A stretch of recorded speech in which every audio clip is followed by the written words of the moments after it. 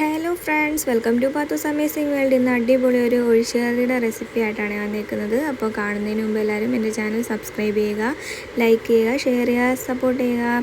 അപ്പോൾ നമ്മളിന്നിവിടെ തക്കാളി വെച്ചിട്ടാണ് ഒഴിച്ചുകറി ഉണ്ടാക്കുന്നത്. അപ്പോൾ ഒരു തക്കാളി, ഒരു പച്ചമുളക്, ഇത്രയും നമുക്ക് മതി.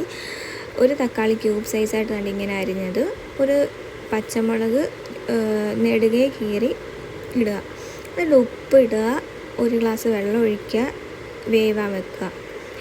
ഇൻഗ്രീഡിയൻസ് വളരെ കുറവാണ്, അതുപോലെ തന്നെ സിമ്പിൾ കറിയാണ്, ടേസ്റ്റി കറിയാണ്. എല്ലാവരും ട്രൈ ചെയ്ത് നോക്കണം.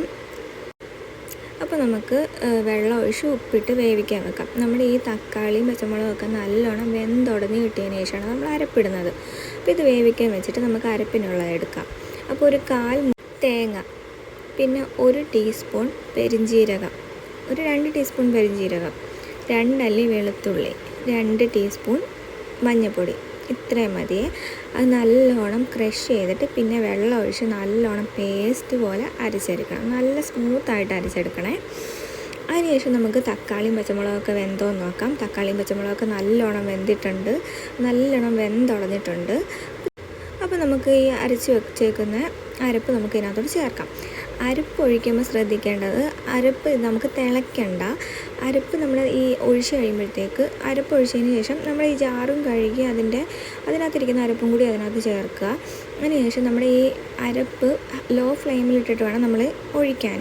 അതുപോലെ ഹൈ ഫ്ലെയിമിൽ വെച്ചിട്ട് അതിൻ്റെ സൈഡ് ഇങ്ങനെ പതഞ്ഞ് വരുമ്പോഴത്തേക്ക് നിർത്തണം, തിളപ്പിക്കരുത്.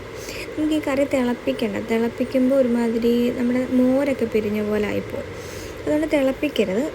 ഏറ്റവും എളുപ്പത്തിൽ എല്ലാവർക്കും വെക്കാൻ പറ്റുന്നൊരു കറിയാണ്. ഇപ്പോൾ ഒഴിച്ചുകറി എന്ന് പറയുമ്പോൾ നമ്മുടെ ഈ മുളക് കറിയില്ലേ, മീൻ മുളക് കറിയൊക്കെ വെക്കുമ്പം ചോറിൻ്റെ കൂടെ അതിനകത്ത് ഒഴിച്ച് കഴിക്കാനും, അതുപോലെ കുഞ്ഞുങ്ങൾക്ക് ഒത്തിരി എരിവൊന്നും ഇല്ലാതെ കൊടുക്കാൻ പറ്റിയ കറിയാണ്. അടിപൊളി ടേസ്റ്റുമാണ്. ഇപ്പം നമ്മൾ മുളക് കറി ഇല്ലെങ്കിലും നമ്മുടെ പച്ചച്ചോറിൻ്റെ കൂടെയും ഈ കറി മാത്രം ഉണ്ടെങ്കിൽ നമുക്ക് ചോറുണ്ണാം. അത്രയ്ക്ക് ടേസ്റ്റാണ്. എല്ലാവരും ട്രൈ ചെയ്ത് നോക്കുക.